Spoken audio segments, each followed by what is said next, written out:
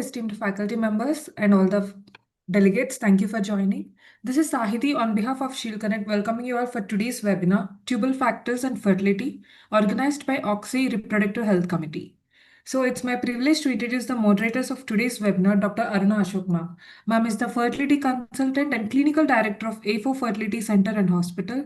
Ma'am has more than 17 plus years of experience, and ma'am has been the mentor for Fellowship Reproductive Medicine, A4 Fertility Center from 2022 onwards, faculty of FNB Reproductive Medicine, executive committee member of Tapisar and Oxy. Ma'am has received gold medal in MBBS at Jipmer Institute and Pondicherry University. I welcome you, ma'am. Hi. Yeah. Yes, it's my honor to introduce the other moderator, Dr. Rajapriya Ayappan, ma'am. Ma'am is currently the executive member of. She's not able to join today. Okay, ma'am. Okay. Yeah, so you can skip it. Sure. Yeah, I welcome you and I'll hand over the session to you, ma'am. Can you show me the CV of both the participants? Sure, ma'am.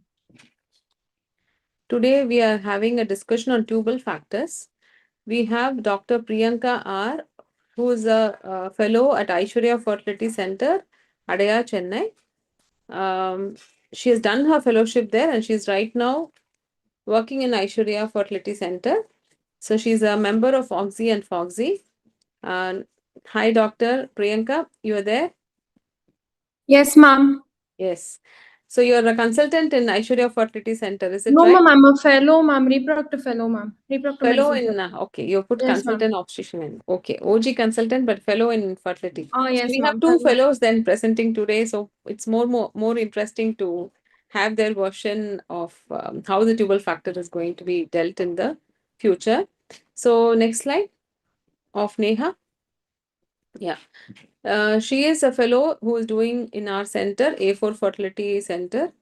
She has got HPV vaccination champion certification. She's got a first prize in free paper presentation, Unicorn Way Tutress with rudimentary horn case report in Patiala.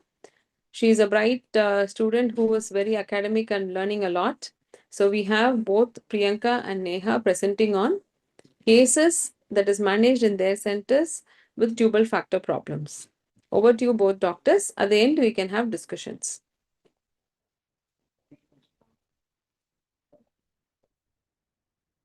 You can share your screen and start presentation.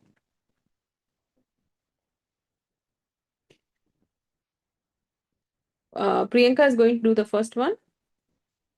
Yes, ma'am. I'm just trying to share my screen, ma'am. Yes. Okay. Yes, ma'am.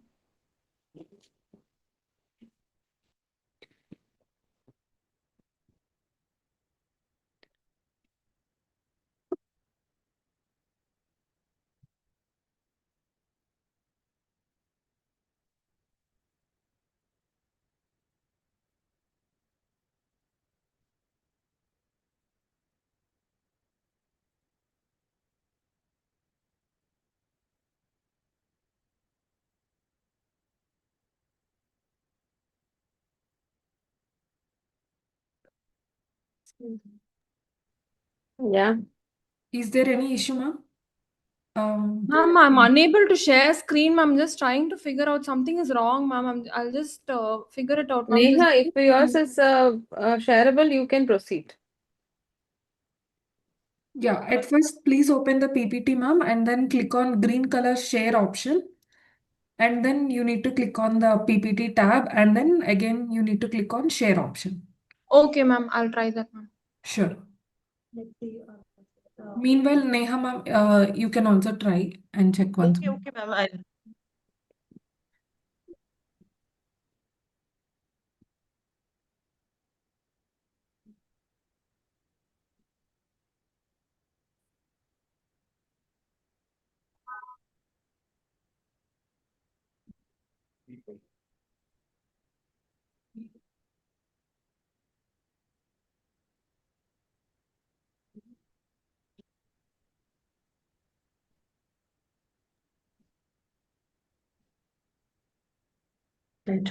Yes, Neha, ma'am, we can see your slides.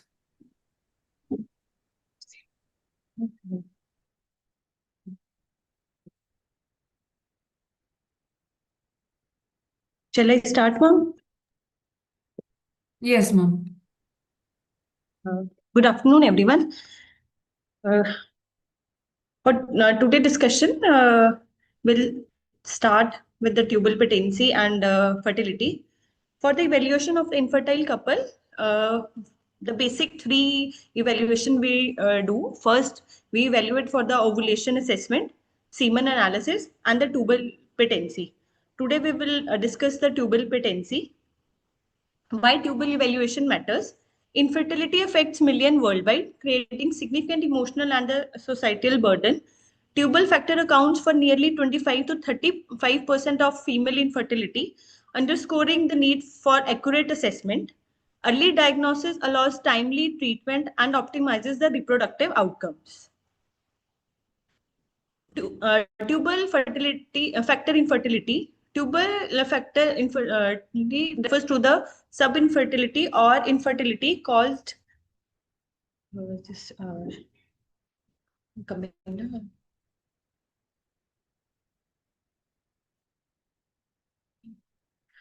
Just 1 second, ma'am. Refers to the subinfertility or infertility caused by abnormalities of the fallopian tubes, including the structural blockage that includes the proximal, mid-segmental, or the distal segment, functional impairment, ciliar loss, mucosal damage, distorted tubo-ovarian anatomy, peritubal adhesions, preventing the ovum pickup. Next, not coming.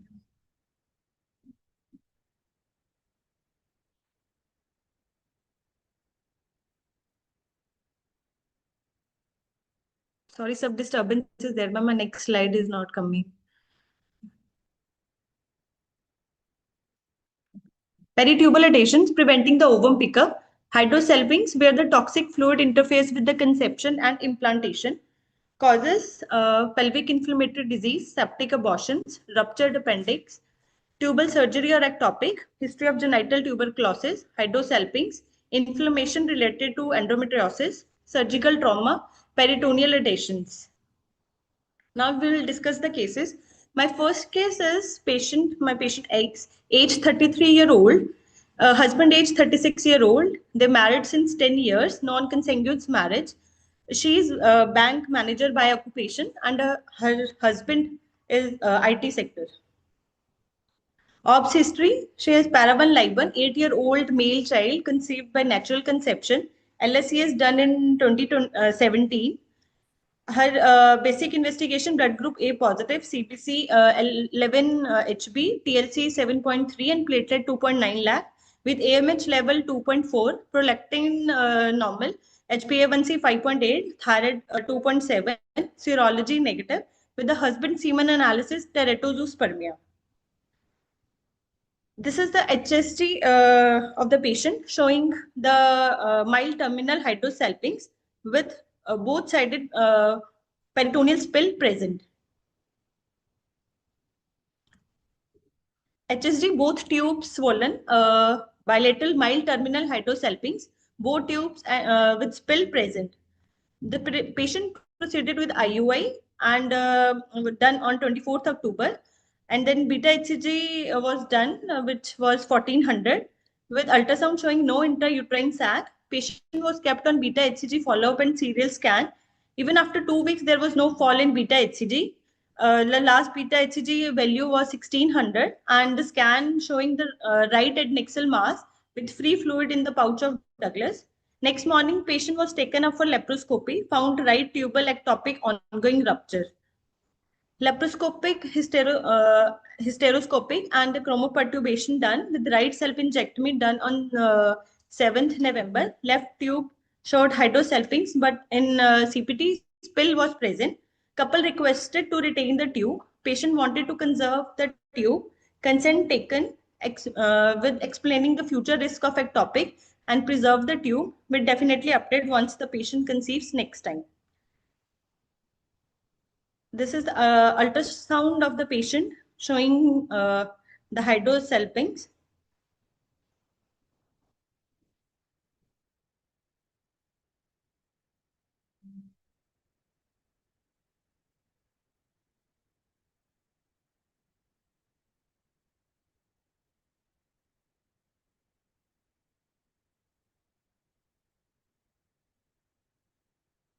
This is the intraoperative finding of the right tubal ectopic pregnancy.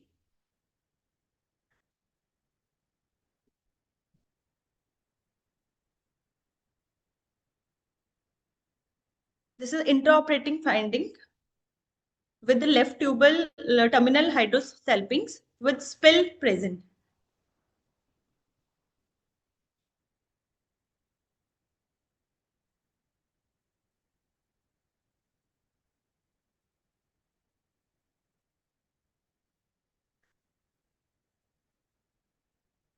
Shall I continue with the second case, ma'am?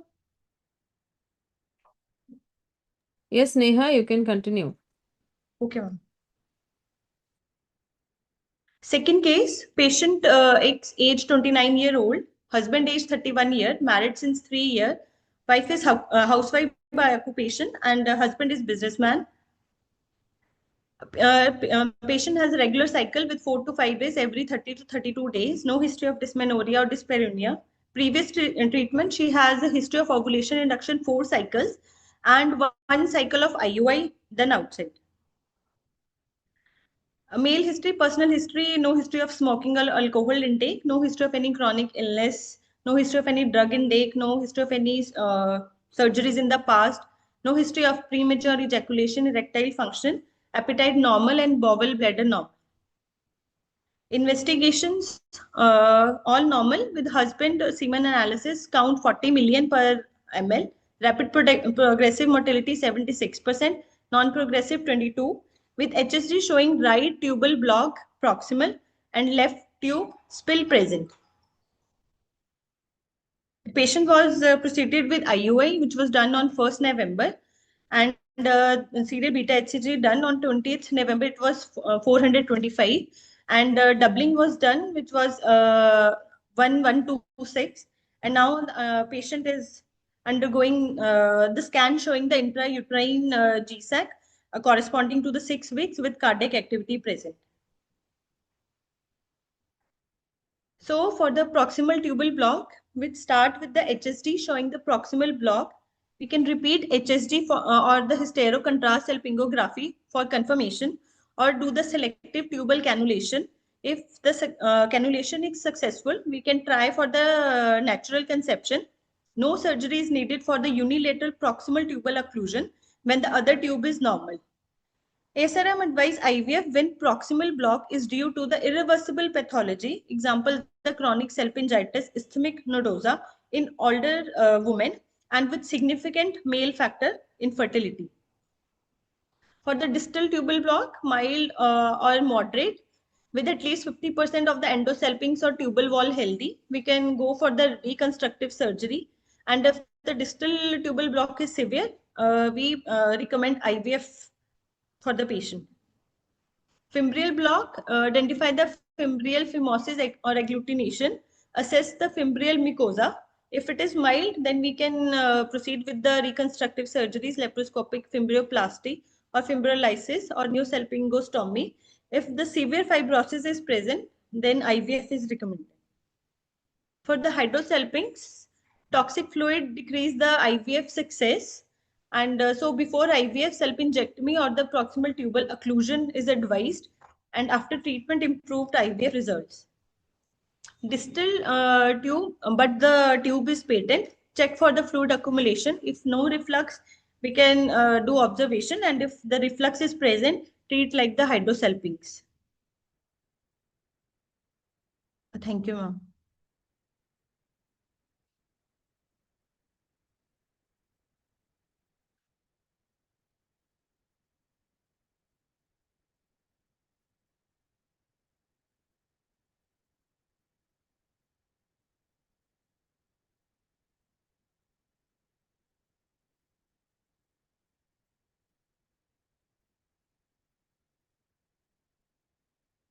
Yes, not muted, no?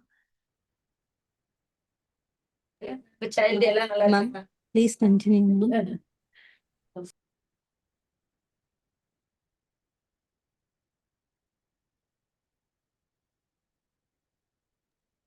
Hello? Hello. Yes, ma'am. We are not able to hear. You were talking? No, ma'am. Your voice not audible. What? Your voice not now audible, ma'am. Yeah, fine. Yeah. Audible. You're audible, Pa? Yes, ma'am. Okay. Now audible, ma'am. Yeah. Yes. Please continue. My presentation done, ma'am. Okay. Can we have the discussion together after her presentation also?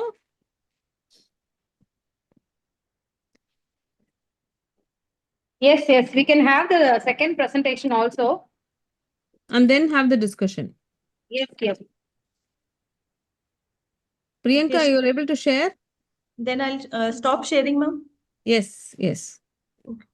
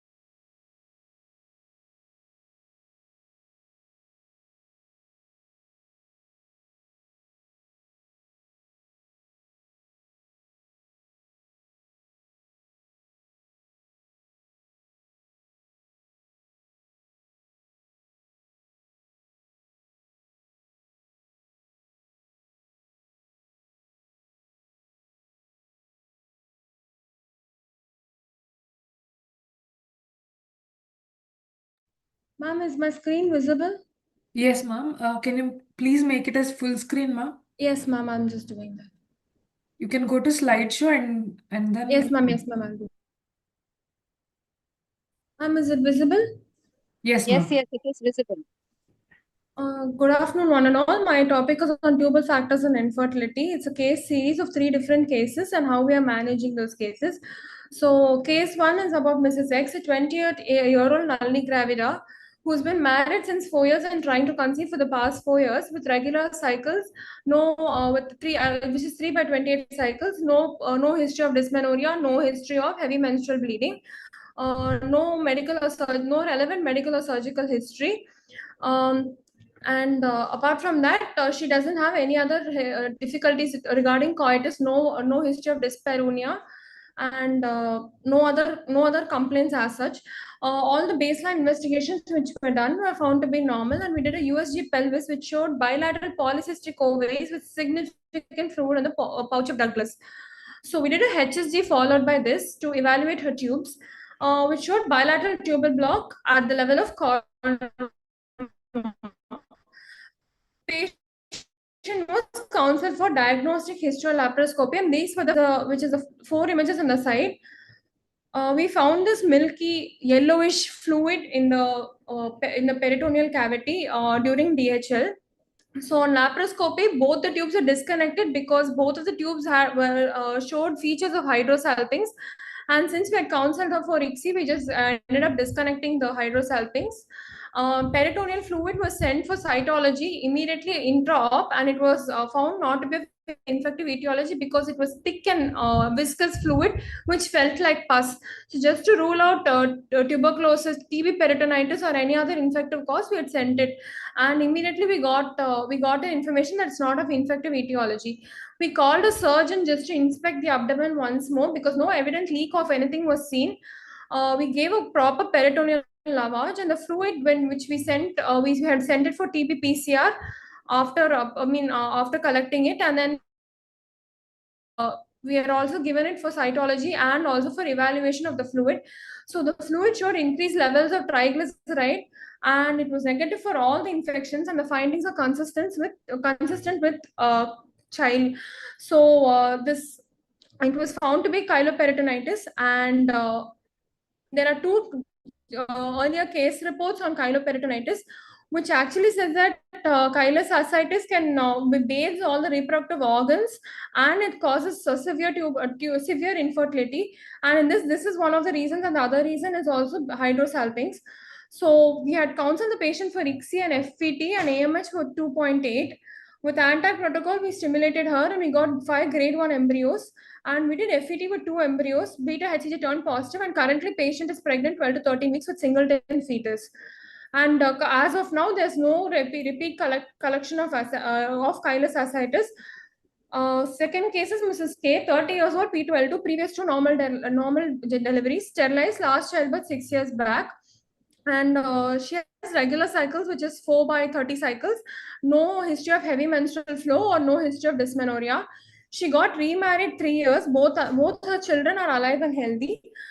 She had undergone tubal recanalization a year back. When she presented to us with infertility, we had given her all the baseline investigations as usual. And her TVS pelvis uterus was also normal. TVS pelvis was done, uterus was normal. Right ovary and left ovary were normal. Right ovary had, both ovaries had diminished ovarian reserve. So right ovary had 3 follicles and left ovary had 4 antral follicles. We had done a HSG and we found bilateral tubal block, and we had done also hysteroscopy for the patient before planning for ICSI, and we found we found few polyps and we had done polypectomy. So if ICSI and FAT was counseled and AMH was around 1.8. So with ANTAC protocol, we stimulated her and we got 6 grade 1 day 4 embryos. We did first transfer with 2 embryos and the FET failed. And after second FET, she had a singleton pregnancy and she delivered at term. And the baby is alive and healthy at present. So Dr. third case Priyanka. is about So, yes, ma'am. Priyanka, Yes, ma'am. why are you so fast? I think Sorry. everybody has to follow the case also, no? Can you show me the first case again? Yes, ma'am. Yeah. 1 minute. So this is a bilateral cornwall block. What Yes, you ma'am. did was clipping, and then what you did? Ma'am, we did a Next DHL, slide. ma'am. We disconnected both the tubes because both the tubes showed features of hydrosalpinx, ma'am. There was a massive That is shown. collection Next slide. Next slide. around 300 ml of chyle was found in the peritoneum, ma'am. So we sent the peritoneal fluid for cytology and also for other investigations. Intraoperative cytology showed that it was not of infective etiology because it felt like pus initially when we saw it on visual inspection, as well as on touch. It felt like pus. So just to rule out any TB peritonitis, we had sent it. After that, we realized that it was not TB peritonitis and it was just chyle which was collecting, but we couldn't find any obvious leak. So we had to call a surgeon intraoperatively to check if there's any leak of chyle from anywhere, ma'am. We gave a proper peritoneal lavage and closed, and we planned for ICSI, ma'am, after that, because either ways, like both the tubes we have disconnected. And previous 2 articles are also found, ma'am, where they tell that chyle can actually bathe the reproductive organs, and we can also that can cause infertility. And even the tubes, when we took it out and milked the tubes, there was a lot of chyle coming out of the tubes, ma'am. No, why did the tube was sent for histopathology or not? Yes, ma'am, it was sent, ma'am. It just showed Was it tuberculosis or not? no TB, ma'am. It was only hydrosalpinx. It did not show any features of TB. TB was negative. We had even sent the fluid for TB NAT, ma'am. That also showed negative. PCR we had sent, it showed negative only, ma'am. Finally, it was only chylous fluid, ma'am, which was collected in the peritoneum. You did salpingectomy or tubal clipping? Yes, ma'am. Bilateral salpingectomy we had done, ma'am. Both the tubes we have removed. The last image is showing that, ma'am. Both the tubes we have removed. We have Okay. disconnected both the tubes. Then the patient conceived. That's it, no? Yes, ma'am. We have done Hydrosalpinx, remove the ICSI tube and patient then remove. conceived. Yes, ma'am. Next slide. Next case, ma'am. Yeah. She is a post-tubal recanalization, ma'am. She has 2 children and she had undergone sterilization. Last childbirth 6 years back. She got remarried and she wanted to conceive again. So she came to us because her tubal recanalization had failed because we had done a HSG and it showed bilateral block only, ma'am.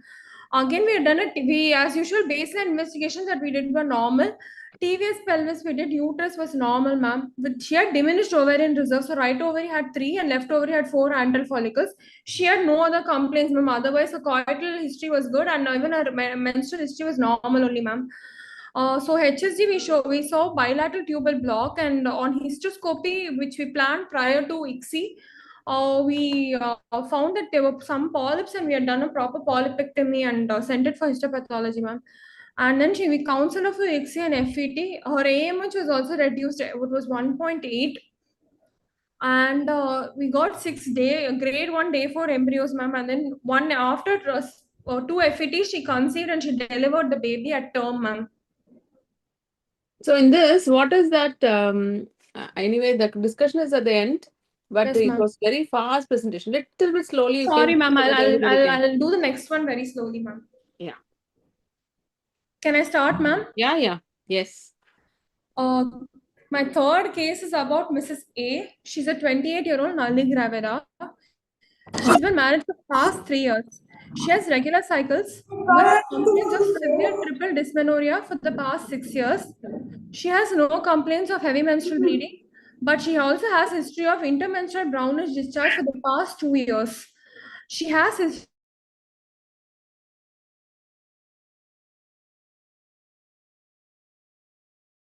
TVS pelvis. Her endometrium was around 8.4 mm with fluid in the endometrium. We found a homogeneous cyst with internal echoes and ground glass appearance in right ovary, measuring about 4 cross 5 centimeter, suggestive of endometriotic cyst, and another cyst in the left ovary, which was around 6 cross 6 centimeter, with similar homogeneous cyst with internal echoes and ground glass appearance. So bilateral endometriotic cyst was seen, and she had an adenomyotic uterus. She had the diminished ovarian reserve as well, uh, with right ovary having 5 antral follicles and left ovary having 3 antral follicles. Can I proceed, ma'am? Yes, you can. Yes, ma'am. So we took up the patient for lap cystectomy with hysteroscopy, ma'am. On hysteroscopy, it was like there was no everything was normal in hysteroscopic findings, everything was normal. There was no polyp or any septum or anything of such, ma'am. On laparoscopy, she had dense additions of bowels and omentum to tubes and ovaries. So after dissection, right ovary and tube was adherent to posterior surface of the uterus. So right tube showed evidence of hematosalpinx and right ovarian cystectomy was done. Left tube and ovarian complex was adherent to the left lateral pelvic wall, which was released. Bowel and omental adhesions are also released and cystectomy was done. And we had to proceed with bilateral salpingectomy as patient is planned for ICSI and she also had hematosalpinx. Can I proceed, ma'am? Yeah. No. Kindly proceed, doctor. Yeah. So 3 months of suppression was given for the patient, ma'am, post endometriotic surgery, and we started her on ICSI stimulation using routine anti protocol. Her AMH was found to be very 1.1, and we got just 2 grade 1 day 4 embryos, and we did a FET with single embryo transfer. Beta HCG was positive, but patient conceived with MCDA twin gestation is around 24 weeks pregnant at present, ma'am, and no other complications as of now, ma'am, due to the endometriosis. Okay. That's Can all. I go with the? I have a presentation on tubal factors, ma'am, about the evaluation of tubal factors. Shall I present that, ma'am? Yeah, yeah. Yes, ma'am. So basically, the guidelines for evaluation is basically we evaluate all the tubal factors in case of infertility. So I'm talking about initially we'll start with the guidelines. So component of initial triad of evaluation is one of it is tubal patency. So it is initially recommended when history examination, ultrasound evaluation are suggestive of a high risk for tubal disease. So if there's a woman with a history of PID or endometriosis or any prior pelvic surgery or any ectopic, we go ahead with tubal patency testing. So if the woman doesn't conceive for 3 months in spite of satisfactory ovulation and natural or IUI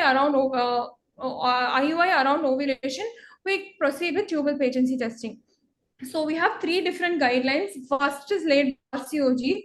So here HSG is offered in women with no suspected comorbidities to screen for tubal occlusion. We can do hycosi or hysterosalpingo or contrast ultrasonography screening in the case of where there is no comorbidities at all. So in case if we suspect any comorbidities, we go ahead with laparoscopy and CPT, which is chromoperturbation. So ESHRI guidelines is the second one. So in 2000, ESHRI put out 3 categories of tests which have been established. in association with healthy pregnancy. First is semen analysis. Second is tubal patency testing by HSG or laparoscopy. And third will be test to detect any ovulation. So SG 2008 guidelines again were put out where semen analysis and ovulation assessment test for tubal patency to rule out any male factor or infertility, and also to check if there's any diminished ovarian reserve or any premature menopause. In case of comorbidities, laparoscopic assessment is done so that you can even treat any tubal pathology or pelvic pathology. You can also evaluate and treat. That is one of the advantages of a laparoscopic procedure. Next guidelines is ASRM guidelines. So here a specific ruling out of tubal patency by testing and chlamydia antibody testing was advised. So HSG, SIS, laparoscopy and CPT and fluoroscopy and hysteroscopic selective tubal cannulation have been put forward as complementary, but it's not mutually exclusive methods for evaluating tubal patency. So when it comes to before this, we'll talk about chlamydia antibody testing. So especially in cases where PID is suspected, we have to go ahead with chlamydia antibody testing as well to rule out any PID along with tubal testing. If chlamydia is found positive, we have to treat the patient with 21 days of doxycycline tablets. And again, the second thing is most commonly seen in endemic countries like India is TB, tuberculosis, abdominal tuberculosis or genital tuberculosis. So in India, we usually send TB for PCR, and we evaluate in case if there's a active tuberculosis infection present there, to go ahead with fertility treatment. So ultrasound evaluation, so the healthy fallopian tubes are not seen routinely on any 2D or 3D ultrasound until there is a fluid surrounding it. So the tubal wall is not sonologically differentiated until it is thickened or distended with fluid. Basically, in hydrosalpinx, we see a retort-shaped pseudoseptate appearance of the fallopian tubes.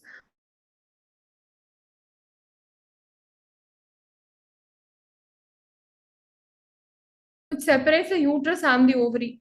We can also sometimes see cogwheel appearance because of thickened longitudinal folds when in cross section. Beads on string appearance also can be visible, which is where there are incomplete septations in case of hydrosalpinx. So tubal assessment tests, if there's an active pelvic infection, we do not go ahead. It's an absolute contraindication. So it starts with ruling out any active pelvic pathology, and we have to go ahead with thorough history taking and examination. There's no single test or symptom to diagnose any salpingitis. So gold standard, as we know, is all laparoscopy to diagnose any salpingitis. 20% of PID does not show any evidence of salpingitis. 15% is iatrogenic due to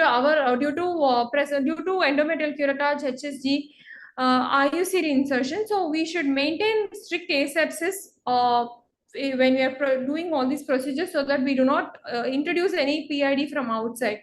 So CDC has laid out a criteria to diagnose PID. So minimum criteria, if one or more is present, one is cervical motion tenderness, uterine or adnexal tenderness.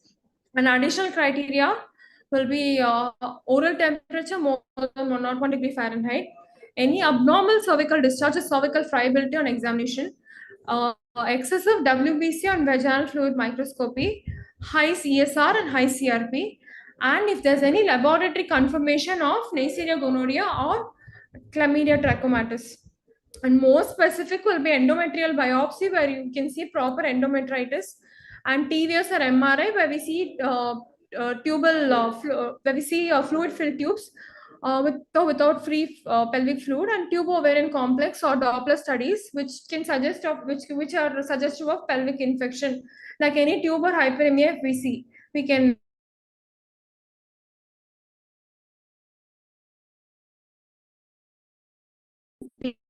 PID. So our gold standard investigation, laparoscopy and CPT. So it's very minimally an invasive procedure. We can visualize the entire pelvic anatomy, pathology, spill of dye also. We can diagnose, assess, and management peritubal disease, adhesions, and endometriosis. Any suspicious lesion we see, we can go ahead with biopsy, and any surgical correction of pathology, where feasible, we can go ahead with that. And it is a better predictor of any further fertility prognosis. So you have to create a pneumoperitoneum and requires general anesthesia, and it needs good surgical skills and experience. So whether it's tubal infertility with comos like PID, previous ectopic, endometriosis, and appendicitis, we can go ahead with laparoscopy. And you can even complement it with hysteroscopy, falloposcopy, or salpingoscopy. Jacobson and Westrom laparoscopic criteria for grading of salpingitis. So we have minimum visual criteria to put it into mild, moderate, and severe. So minimalist will be pronounced tubal surface, hyperemia, tubal wall edema, and presence of exudates and tubes from fimbria. When there's mild salpingitis, you have very minimal visual criteria, mobile tubes, and patent ostia. Moderate, we have more evident inflammation, patchy fibrin deposits on tubes, loose tubal and peritoneal adhesions, and with tubes which are not freely mobile.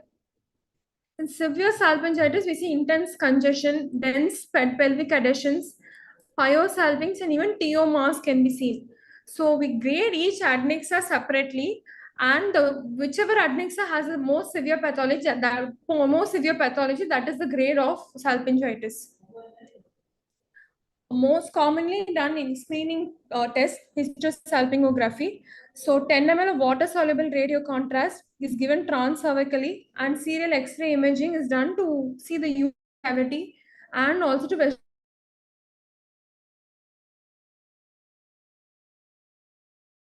you can give any antispasmodic medication and reduce it. Done between days 7 to 12 cycle, when patient should not have even 1 drop of menstrual bleeding.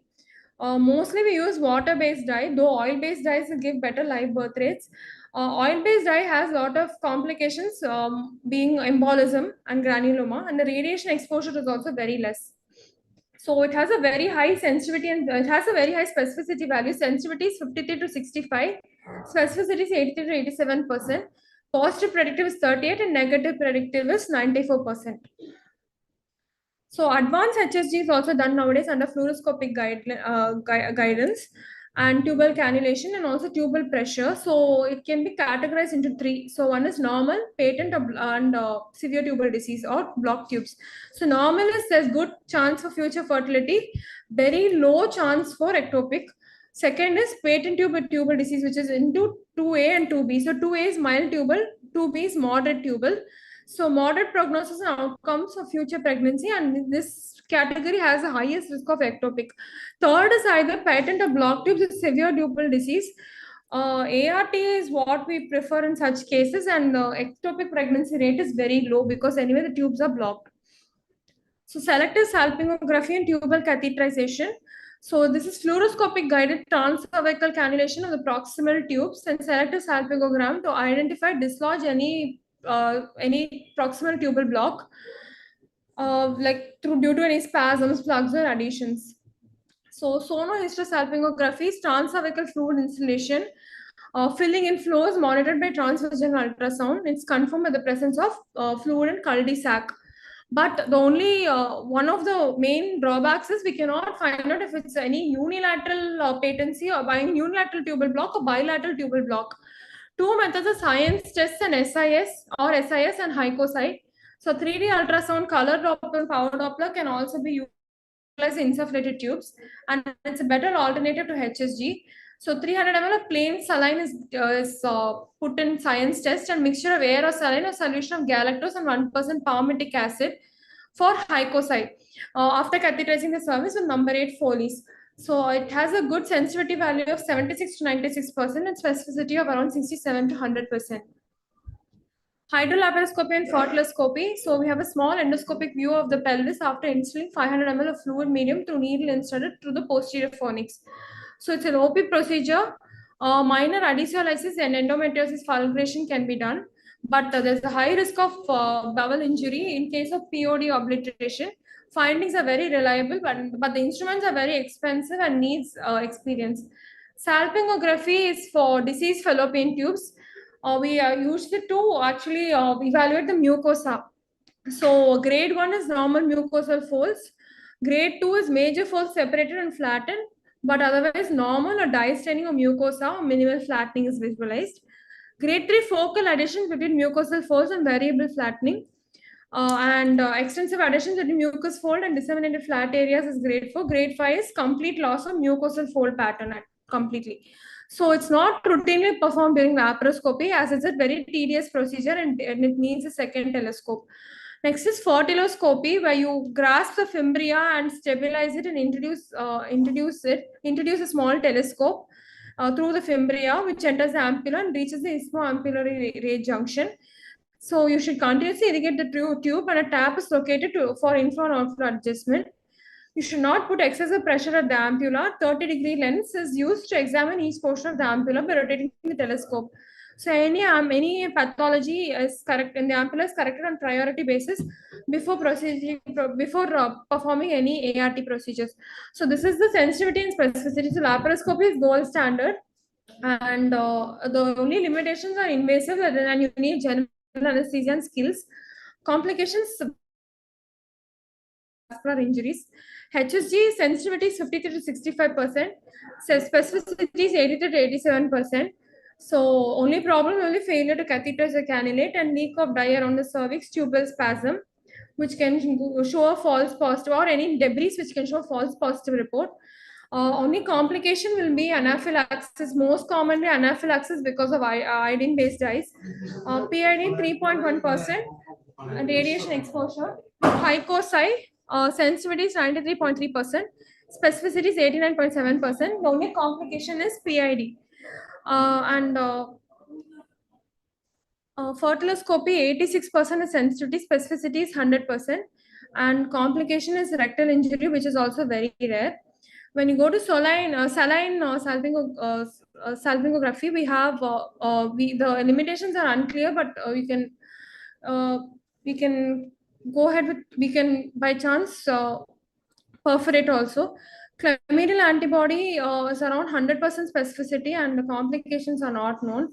How do we manage any patient? We have to prevent, identify, and treat the pelvic infections and inflammation. And in case of established tubal disease, we have to find out the site and extent of tubal disease, whether it's unilateral, bilateral, proximal, distal, mild, moderate, or severe, patient's age, duration of infertility, reserve of ovary, prior fertility, presence of any other infertility factors, surgical experience in case of tubal surgeries, success rates of IVF or restorative surgeries. How do we prevent? General awareness and education to decrease STDs, proper precaution to reduce iatrogenic PIDs, early identification and treatment of STD, along with treatment of partners, which is very important. Identifying patients with unfavorable reproductive microbiome and optimizing their health to reduce infections.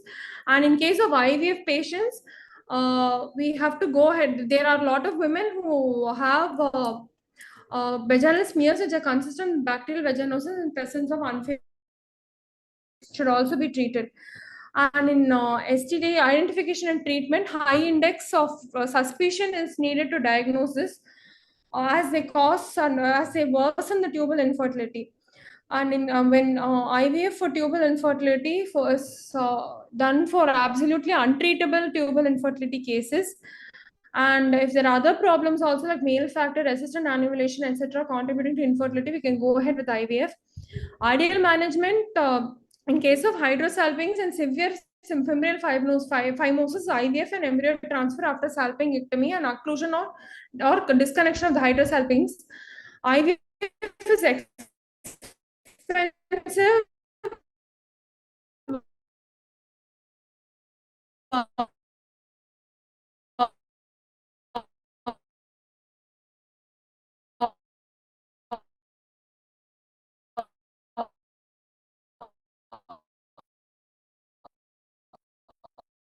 Modality of treatment and may have complications. Proximal tubal occlusion gives good satisfactory results. Distal mid-distal occlusion on HSG, IUI is ineffective, so laparoscopic evaluation IVF is proceeded. Reanastomosis post-tubal sterilization has cumulative pregnancy rate, which is comparable to IVF, but per cycle pregnancy rate is better in IVF.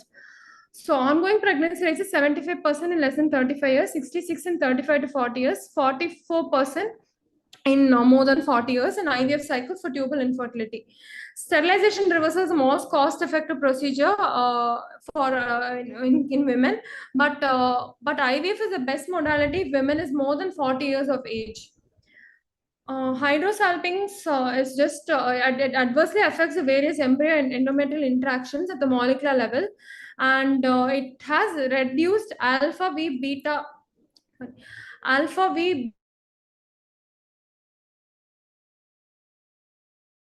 hoxaten in the endometrium that hampers implantation. So the fluid is a culprit for poor IVF outcomes. Various cytokines and growth factors which may be toxic to embryos and gametes. It will hinder embryo endometrium crosstalk and embryo toxicity as a result of it. And it may also cause endometrial peristalsis and will wash out or hinder the implantation of the embryo which has been transferred. An unfavorable environment for early follicular recruitment. So the only treatment for hydrosalpinx is disconnection of the hydrosalpinx tubes.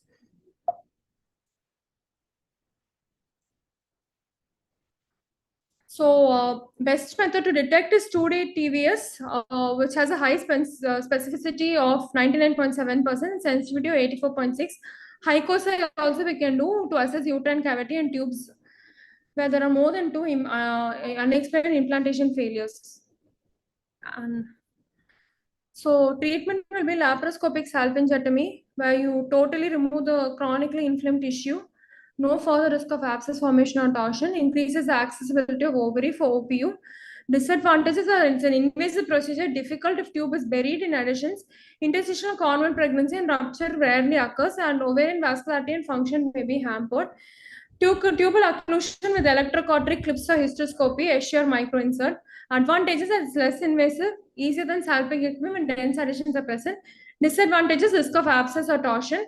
Salpingostomy is less invasive and easy. Disadvantages is recurrence, increased risk of tubal ectopic pregnancy. Whatever we do, we should not go ahead with aspiration of the hydrosalpinx as it can cause further infection and peritonitis. Thank you, ma'am. Very good, extensive preparation. Thank you, ma'am. Yes.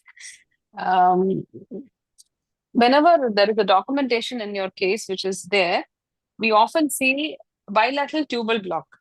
I think that is the diagnosis that a fertility specialist should not write. It is either distal tubal block or a proximal tubal block, ischemic block. You can be even more better also. Okay. You are written in the case sheet as distal as a tubal block, right? Yes, ma'am.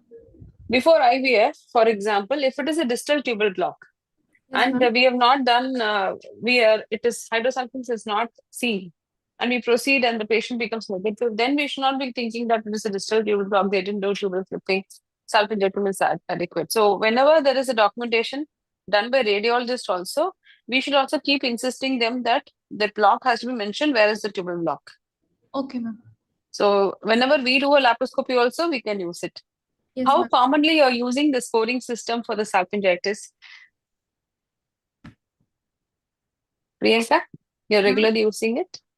We don't use it very regularly, ma'am. But I think we should all use it, right?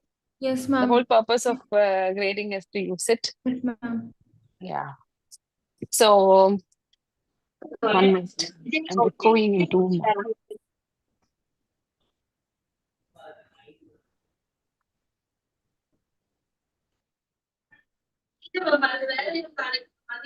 So, have the questions? Anybody is having questions? There are no See, questions in the first chat case box. that, Yes, ma'am. yeah. The first case that's Neha is presented. Can Neha, you can show that case? That is a case where there is hydrosalpinx.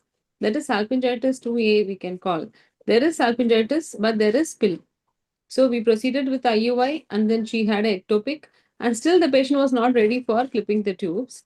But what is needed for the clinician at this point is treating them with antibiotic, counseling the patient and explaining the patient that this is the patient where you can show the HSG picture.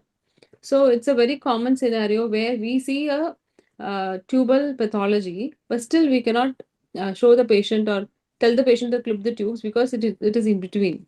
The HSG picture you show us. Next.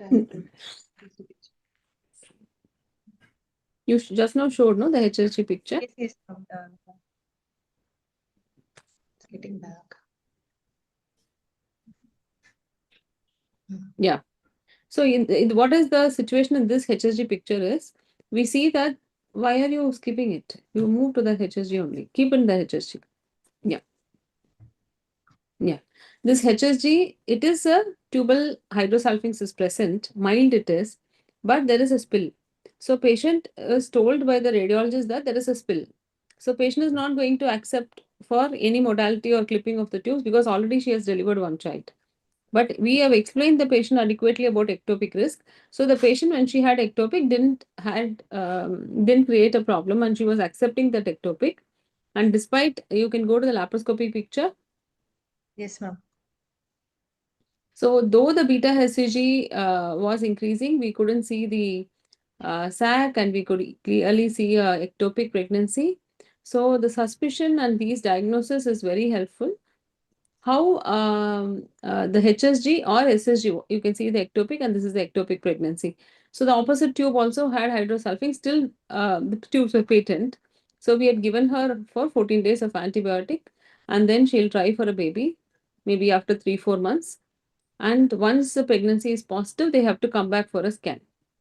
So this is a patient who's having, see, this is a very common picture. The tubes are patent, but still the tube is not looking very healthy. These tubes might pick up the oocyte, but the motility of the tubes inside is not still under query. So this is the first case.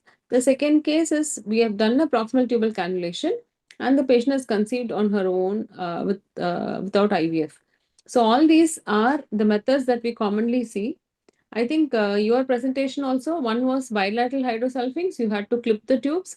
Other patient, you have had a tubal block. Priyanka has put tubal block. I just was a little bit worried because only tubal block we should never mention. You can stop sharing. Yeah. This stop sharing, Neha. So Yes, the ma'am. only tubal block was mentioned. So it is better always to mention where is the tubal block. So coming to the invasive and non-invasive tubal testing, invasive is always the gold standard, that is laparoscopy, but everybody we cannot afford to do that. So the non-invasive, either saline or hypoxia, so or HSG. I'm a strong follower of HSG because it gives an image where you can see, the other doctor can see. But in case it is not easily available and you don't have an expert who can do that, fluoroscopy is the best method in HSG also. And you had told about oil-based, Priyanka. You told about oil-based and liquid-based HSG Yes, ma'am. media. So Yes, ma'am. HSG oil-based, and you will go back and study because you're a fellow. Now the recommendation has come back that HSG oil-based is even better because it releases the block. Even there is small mucus plug, it can release the block and gives a more better view. There was Okay, ma'am. oil which we are using when I was a postgraduate, I was using oil. Then there was a water-based came in.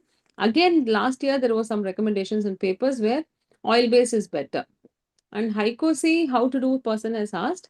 We can send you, we can definitely plan one webinar only on HSG because it is the most commonly used one and most commonly not done properly.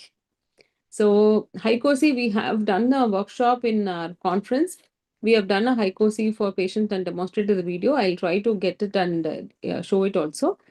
The Haikosi is a best method using a 3D ultrasound to see the patency of the tube without using X-ray radiation. But if the patient is really worried, we have also done under C-arm guidance HSG in the theater. If the patient is really worried and she doesn't want pain, still she wants a non-invasive, we can still do that because sometimes pain itself can cause tubal block, spasm. Hycosi, how to do? There is a special media kit which is available. It ranges from 5,000 to 7,500.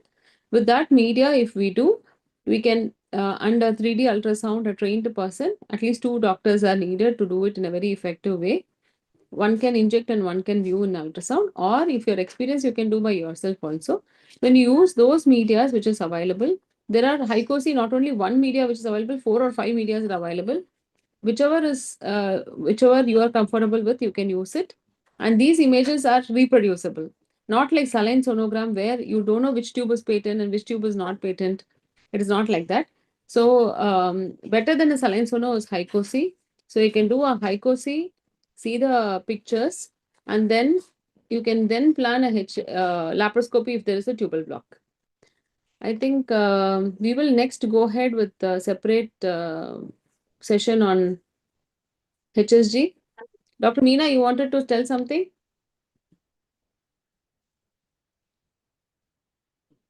It was an excellent session, actually. Basically, very, very nice.